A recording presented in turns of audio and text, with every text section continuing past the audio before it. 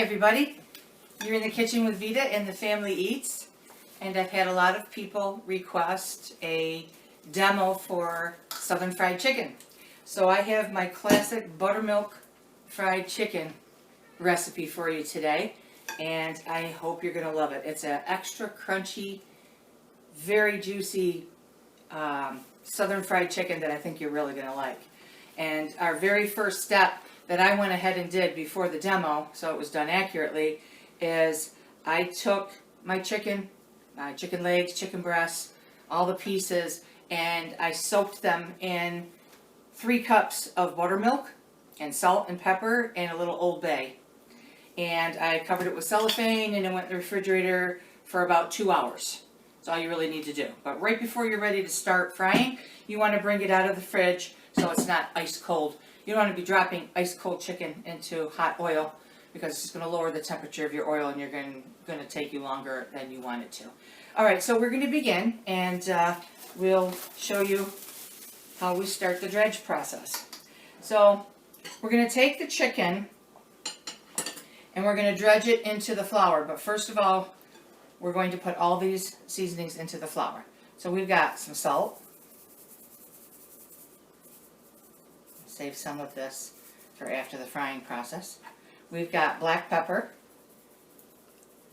And all of the measurements and everything on the ingredients list is in the written recipe. And if you go to the end of the demo, you will see an email address, familyeats5967@gmail.com, where you can request the written recipe if you're not following along with me on the demo step by step. Okay, we've got paprika. A little bit will color your chicken quite nicely if it goes right into your flour. Also in here, we've got 2 cups of flour to 3/4 of a cup of cornstarch. Yes, I said cornstarch. Cornstarch is what's going to give you that really good, solid crunch on your topping. And we don't use an egg dredge in this. So we dredge it in the buttermilk and the flour, and that's it. So you're saving on the egg. The egg dredge tends to make the breading slide right off the chicken, more like for a chicken French, not for a crunchy Southern fried chicken. Okay, so that's why there's flour, cornstarch, and the seasonings in the flour mixture. We've got a mixture of garlic powder and onion powder, not salt, so you can control your salt. I've got ground coriander for just a little hint of citrus flavor in there. And I've got a mixture of Old Bay and some minced fresh basil. Just a little bit in there to give it a little bit of extra depth of flavor as well. And that all goes in there. Okay, so we're going to just mix that up.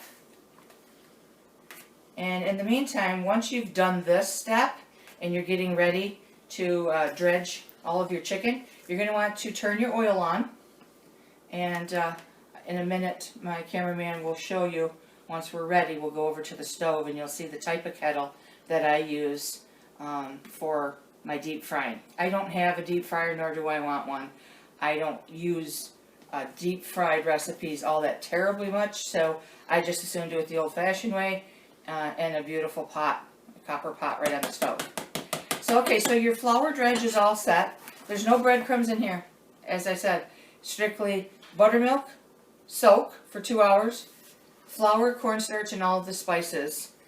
And you're going to take your first piece and you're going to tap it off. I'm going to take a leg first. And you tap it off at the edge of the bowl to tap off any of the excess buttermilk. You don't want it sopping wet. Okay. And you drop this into your flour mixture. And I keep one hand dry. And your tongs do your wet work, so your hands aren't both a wreck at the same time. You just take it, turn it.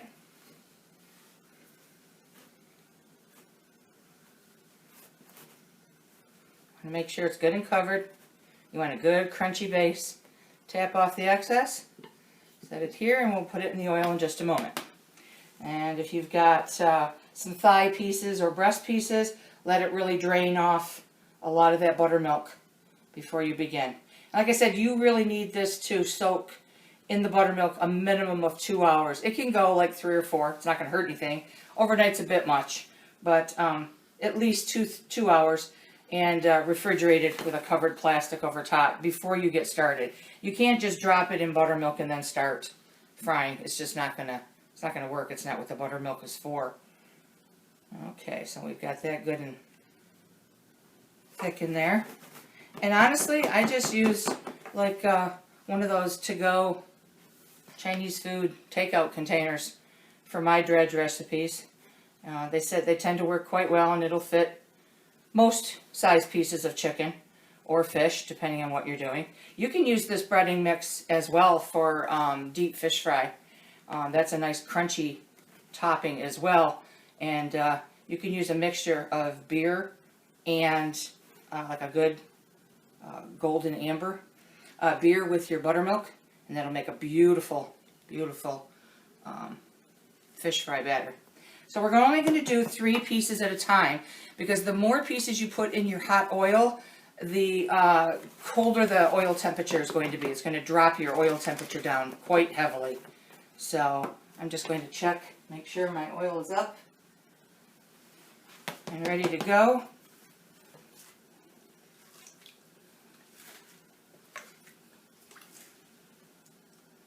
Last piece, and we'll have 3 pieces going at the same time. So I haven't been on for about a week or so, and I apologize for that. I thank everybody for their well wishes and checking on me and wondering where my videos were. I had some foot surgery, so I couldn't stand for about a week in place to do my videos, so I had to take a little bit of a break, but I'm back. And again, I thank everybody for checking on me and all their well wishes, and I thank everybody for missing my demos. Please remember to subscribe and like the demo, and by all means share it. I would be proud of that. So we've got our 3 pieces. Everything is shaken off, and if my cameraman would be so kind to come over to the deep fryer, we're going to get started doing some frying. Alright, so we're ready to deep fry. You're going to go slowly, tap off any extra flour, and go slow and easy. Put it in, and you want to hear that sizzle. Drop it.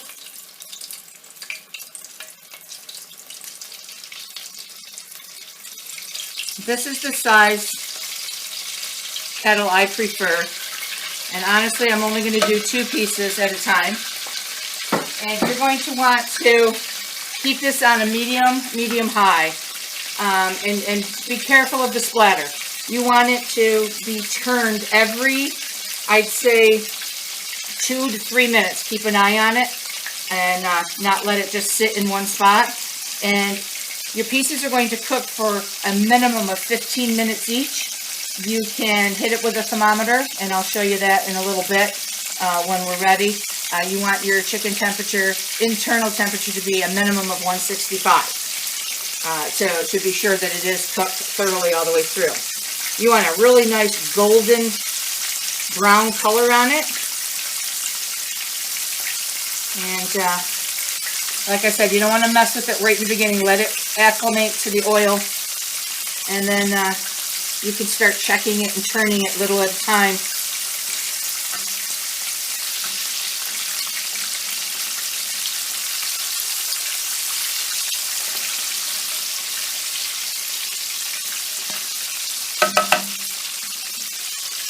Because the legs are a little thicker,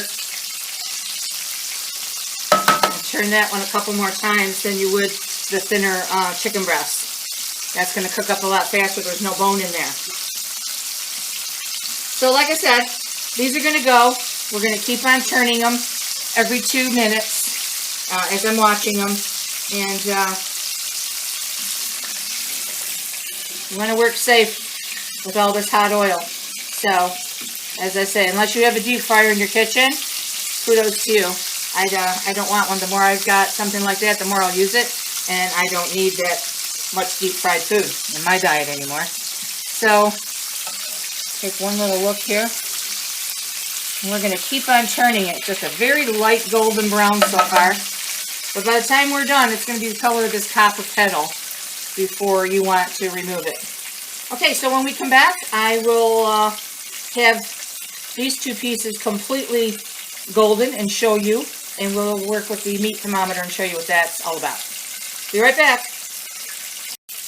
Okay, so we're back. And I went ahead and kept on frying because this is going to take a bit. And your thicker cuts, like these large drumsticks, they're the ones you definitely want to make sure you've got the thermometer in. So now I've got my stick thermometer, meat thermometer in there, and it's right at 160, so it's just about done. And it's going to finish in the oven. For 5 more degrees, I can let it finish baking in the oven.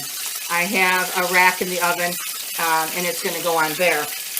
But I'm going to have my cameraman show you how beautiful this is up close, right at the meat rack.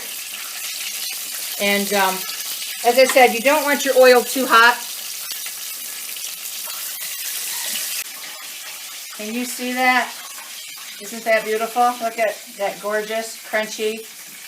And as soon as they come out of the fryer, while they're still hot, you want to sprinkle just a little bit of sea salt on there for a little extra flavoring. So far we have one breast and one chicken leg done.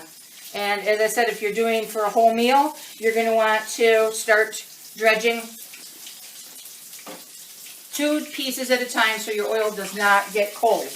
Okay, I have one in there, so I'm going to add another right now so it keeps going. And when it's all done, I will come back and I'll break one open for you to see just how juicy this runs. You want to keep it warm in the oven while you're finishing the rest of your chicken, and keep the oven on low. You don't want it to keep on, cooking till it's dry. And get your side salad put together, your green vegetable, whatever you're going to have in the meantime. Okay, we'll be back in just a little bit, and I'll show you how beautiful this is inside. Well, our chicken is almost done. We still got a few pieces frying that aren't up to temperature yet. As I said, the drumsticks are quite thick, and they're large ones, so you want to make sure your temperature is accurate. And you can go like 5 degrees more, like if it's at 160, you can finish them off in the oven on 350, and it'll finish off as long as you do it like on a rack, so it doesn't get all soggy on the bottom. But this is mighty crunchy, and I'm going to show you on my piece. Can you see this piece, cameraman? Okay, so I cut this open, and it is still running lots of juice, and it is just so crunchy. These pieces are absolutely amazing. You will love this recipe. As I said, go to the email at the end of the video. You'll see Family Eats 5967@gmail.com, and you can get the written recipe for this awesome crispy southern fried chicken. So like I said, make sure your oil's not too hot, make sure you're watching, and make sure you go at least 15 minutes per piece and turn every 2 minutes. I look forward to seeing you again next time. You've been in the kitchen with Vita. Enjoy your meal.